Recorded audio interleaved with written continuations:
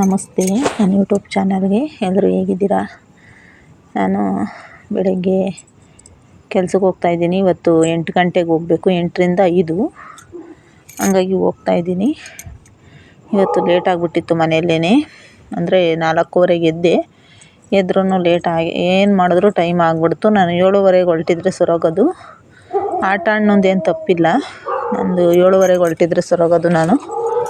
ನಾನು ಅಲ್ಲೇ 7:45 ಹೋಗ್ಬಿಟ್ಟಿತ್ತು. ಅವರು ಮಗಳನ್ನ ಸ್ಕೂಲಿಗೆ ಬಿಟ್ಟು ಬರೋದು ಸ್ವಲ್ಪ ಲೇಟ್ ಆಯಿತು. ಹಂಗೂ ಫಾಸ್ಟಾಗಿ ಪಾಪ ಕರ್ಕೊಂಡು ಹೋಗ್ತಿದ್ದೀನಿ. ನಾನು ಆಟ ಬುಕ್ ಮಾಡಿದ್ದೀನಿ. ಯಾಕಪ್ಪ ಅಂದರೆ ನನಗೆ ಈ 8ರಿಂದ 5 ಹಾಕ್ತಾರೆ ಒಂದು ಶಿಫ್ಟಲ್ಲಿ, ಮತ್ತು ಒಂದು ಶಿಫ್ಟಲ್ಲಿ 9ರಿಂದ ಸಂಜೆ 7:15ಗೆ ಹಾಕ್ತಾರೆ, ಮತ್ತು ಒಂದು ಫಸ್ಟ್ ಶಿಫ್ಟ್ ಇರುತ್ತೆ 5ರಿಂದ 8, ಹಂಗಾಗಿ 5ರಿಂದ 2 ಹಂಗಾಗಿ ನನಗೆ ಇಲ್ಲಿ ಬಸ್ಗಳು ಮತ್ತು ಆಟೋಗಳು ಅಡ್ಜಸ್ಟ್ ಆಗೋಲ್ಲ. ಆಮೇಲೆ ಆಟೋಗಳು ನಮ್ಮ ಟೈಮಿಗೆ ಸಿಗೋಲ್ಲ, ಮತ್ತು ಬಸ್ಗಳು ಸಿಗೋಲ್ಲ. ಹಂಗಾಗಿ ನಾನು ಬುಕ್ ಮಾಡ್ಕೊಂಬಿಟ್ಟಿದ್ದೀನಿ. ತಿಂಗ್ಳಿಗೆ ಒಂದು ಸಲ ಕೊಡೋಂಗೆ ನಾನು ಆಟೋನ ಬುಕ್ ಮಾಡಿದ್ದೀನಿ ಬಾಡಿಗೆಗೆ. ಅದಕ್ಕೋಸ್ಕರ ಆಟೋ ಬಾಡಿಗೆ ಮಾತಾಡಿ ಹೋಗ್ತಾ ಇರೋದು ಇವಾಗ ನಾನು. ಅದಕ್ಕೇ ಹೋಗ್ತಾಯಿದ್ದೀವಿ.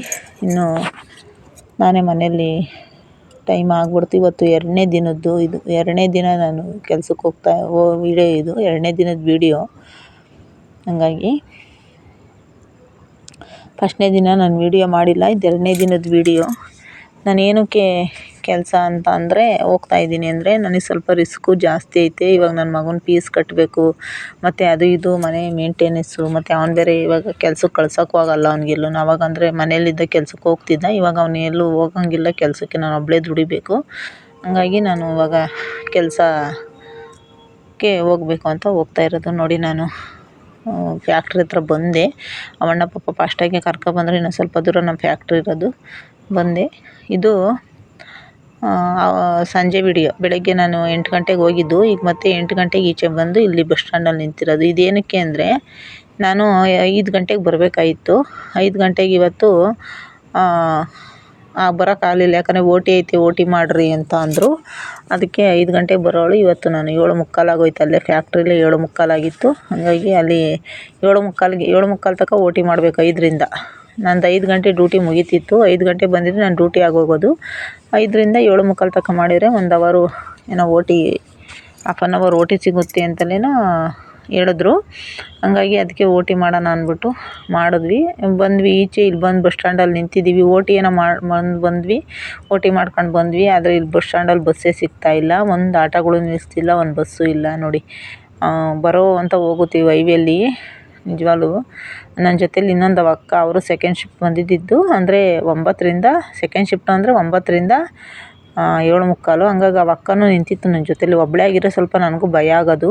ಆ ಅಕ್ಕ ಇರೋದ್ರೆ ನಾನು ಧೈರ್ಯವಾಗಿ ನಿಂತಿದ್ದೀನಿ. ಯಾಕಂದರೆ ಒಬ್ರಿಗಿಂತ ಇಬ್ಬರು ಇರಬೇಕಲ್ವ ಜೊತೇಲಿ. ಹಂಗಾಗಿ ನೋಡಿ, ಇಲ್ಲಿ ಊರೈತೆ, ಆದ್ರೂ ಬಸ್ ಸ್ಟ್ಯಾಂಡ್ ಅಂದರೆ ಸ್ವಲ್ಪ ಭಯನೇ ಅಲ್ವ. ಅವರು ಇವರು ಓಡಾಡ್ತಿರ್ತಾರೆ, ಸ್ವಲ್ಪ ಭಯ. ಹಂಗಾಗಿ ಹೈವೇ ಬೇರೆ, ಅದಕ್ಕೆ ನಾವಿಲ್ಲೇ ನಿಂತ್ಕೊಂಡ್ವಿ.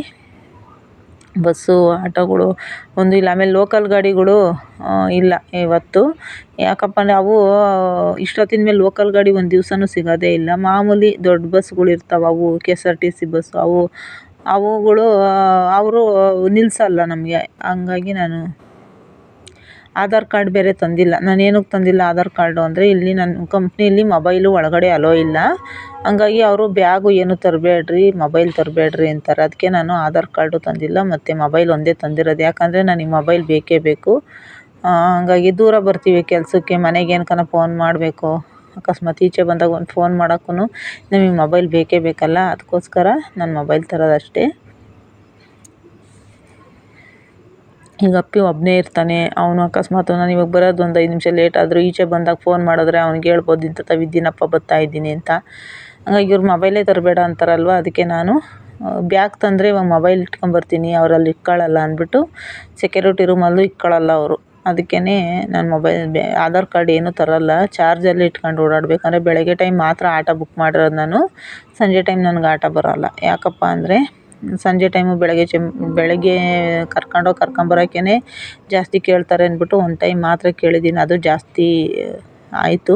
ಆದ್ರೆ ಏನು ಮಾಡೋದು, ಇನ್ನೊಂದು 5-6 ತಿಂಗಳು ಸ್ವಲ್ಪ ಅಡ್ಜಸ್ಟ್ ಮಾಡ್ಕೊಂಡು ಓಡಾಡಬೇಕು ಅಷ್ಟೇ. ಆಮೇಲೆ ನೋಡೋಣ ಅಂದ್ಬಿಟ್ಟು ಒಂದು 5-6 ತಿಂಗಳು ಹಂಗೆ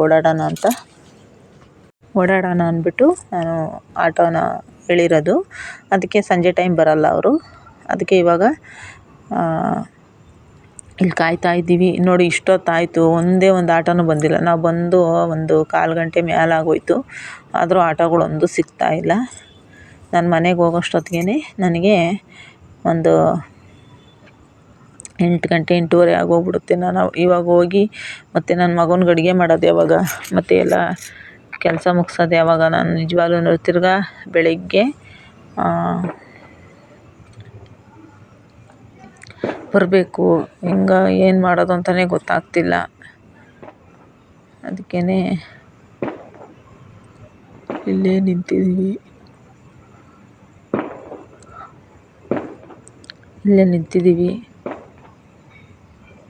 ಇಲ್ಲಿ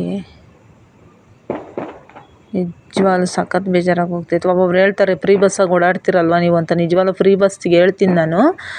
ಫ್ರೀ ಬಸ್ಸಲ್ಲಿ ಅಂದರೆ ಅವ್ರಿಗೆ ನಮ್ಮ ಕೆಲಸದ ಟೈಮ್ಗೆ ಫ್ರೀ ಬಸ್ ಸಿಗೋಲ್ಲ. ಅವ್ರೇನಿದ್ರು ಕಾಲೇಜ್ ಹುಡುಗರು ಓಡಾಡ್ತಾರಲ್ವ, ಆ ಟೈಮಿಗೆ ಮಾತ್ರ ಬಸ್ಗಳು ಬರೋದು, ಲೋಕಲ್ ಗಾಡಿಗಳು. ನಾವು 7 ಗಂಟೆಗೆ 8 ಗಂಟೆಗೆ ಫ್ಯಾಕ್ಟ್ರಿಲಿರೋರಿಗೆ ಮತ್ತು 8 ಗಂಟೆಯಿಂದ ಈಚೆಗೆ ಬರ್ತೀವಲ್ಲ ಫ್ಯಾಕ್ಟ್ರಿ ಬಿಟ್ಟು, ಆವಾಗಲೂ ನಮಗೆ ಬಸ್ಗಳು ಸಿಗೋಲ್ಲ. ಹೇಳ್ಬೋದು ಅಷ್ಟೇ ಬಸ್ಗಳು ಸಿಗ್ತವೆ ಅಂತ, ಬಸ್ಗಳು ಸಿಗೋಲ್ಲ. ನೋಡಿ ನಾನಿವಾಗ ಯಾವುದೋ ಒಂದು ಆಟೋ ಸಿಕ್ತು, ಇಳಿದ್ಬಿಟ್ಟು ನಡ್ಕೊಂಡು ಹೋಗ್ತಾಯಿದ್ದೀನಿ ಮನೆ ಹತ್ರ. ಬಸ್ಗಳು ಸಿಗ್ತವೆ ಅಂತ ಹೇಳ್ತಾರೆ. ನಿಜವಾಗ್ಲೂ ಆಧಾರ್ ಕಾರ್ಡ್ ಇಟ್ಕೊಂಡು ಓಡಾಡ್ರಿ ಅಂತ. ಆಧಾರ್ ಕಾರ್ಡಿಗೆ ಬಸ್ಗಳು ಏನು ಗೊತ್ತಾ ಅಂದರೆ, ನಾನು ಏನಪ್ಪ ಅಂದರೆ ಮಾಮೂಲಿ ಇವಾಗ ಎಲ್ಲಾದರೂ ಊರುಗಳಿಗೆ ಹೋದಾಗಲೋ ಇಲ್ಲ ಎಲ್ಲಾದರೂ ದೇವಸ್ಥಾನಗಳಿಗೆ ಹೋದಾಗ ಅಷ್ಟೇ ಫ್ರೀ ಬಸ್ನಾಗ ನಾವು ಓಡಾಡ್ಬೋದು. ಅಷ್ಟು ಬಿಟ್ಟರೆ ಎಲ್ಲ ಕೆಲಸದ ಟೈಮಿಗೆ ಮಾತ್ರ ಯಾವುದೇ ಕಾರಣಕ್ಕೂ ಫ್ರೀ ಬಸ್ ಸಿಗೋಲ್ಲ. ಅದೆಲ್ಲ ಸುಮ್ಮನೆ. ಈಗ 8:30 9 ಗಂಟೆಗಾದರೆ ಬಸ್ ಸಿಗುತ್ತೆ. ನಮಗೆ 7 ಗಂಟೆಗೆ 8 ಗಂಟೆಗೆ ಫ್ಯಾಕ್ಟ್ರಿ ಒಳಗಡೆ ಇರಬೇಕು ನಾವು. ಅಂಥ ಟೈಮಲ್ಲಿ ನಮಗೆ ಫ್ರೀ ಬಸ್ ಸಿಗೋಲ್ಲ. ಅದಕ್ಕೋಸ್ಕರ ಫ್ರೀ ಬಸ್ಸುಗೆ ನಾವು ಕಾಯ್ಕೊಂಡು ಕೂತ್ಕೊಳ್ಳೋಕ್ಕಾಗಲ್ಲ. ನಾವು ಆಟೋ ಬೇಕೇ ಬೇಕು ನಮಗೆ. ಫ್ರೀ ಬಸ್ಸು ಯಾವಾಗ ಬರ್ತಾವ ಯಾವಾಗ ಹೋಗ್ತಾವ ಗೊತ್ತಿಲ್ಲ. ನಮಗೆ ಟೈಮಿಗೆ ಕರೆಕ್ಟಾಗಿ ಬಸ್ಗಳು ಬರೋಲ್ಲ. ಹಂಗಾಗಿ ನಾವು ಆಟೋಕ್ಕೆ ಹೋಗೋದು. ಸುಮಾರು ಜನ ಹೇಳ್ತಾರೆ, ಹೇಳೋದಕ್ಕೆ ನಾನು ಇದನ್ನು ಹೇಳಿದೆ ಅಷ್ಟೇ. ಯಾಕಪ್ಪ ಅಂದರೆ ಇವಾಗ 8:30 ಮೇಲೆ 8 ಗಂಟೆ ಮೇಲೆ ಲೋಕಲ್ ಗಾಡಿಗಳು ಓಡಾಡ್ತಾವಲ್ಲ, ಆವಾಗ ಬೇಕಾದರೆ ಆರಾಮಾಗಿ ಓಡಾಡ್ಬೋದು. ನಾವೀಗ 8 ಗಂಟೆ ಒಳಗಡೆನೇ ಕಂಪ್ನಿಲಿರಬೇಕು, ಮತ್ತು 9 ಗಂಟೆ ಒಳಗೇ ಕಂಪ್ನಿಲಿರಬೇಕು. ಆ ಟೈಮ್ನಾಗೂ ಬಸ್ಗಳು ಸಿಗೋಲ್ಲ. ಅದಕ್ಕೋಸ್ಕರ ನಾನು ಆಟೋನ ಇದು ಮಾಡಿರೋದಷ್ಟೇ. ನಾನು ಮನೆ ಹತ್ರ ಹೋಗ್ತಾಯಿದ್ದೀನಿ. ಯಾರೆಲ್ಲ ನನ್ನ ವೀಡಿಯೋ ನೋಡ್ತೀರೋ ಅವ್ರಿಗೆಲ್ಲ ಧನ್ಯವಾದ.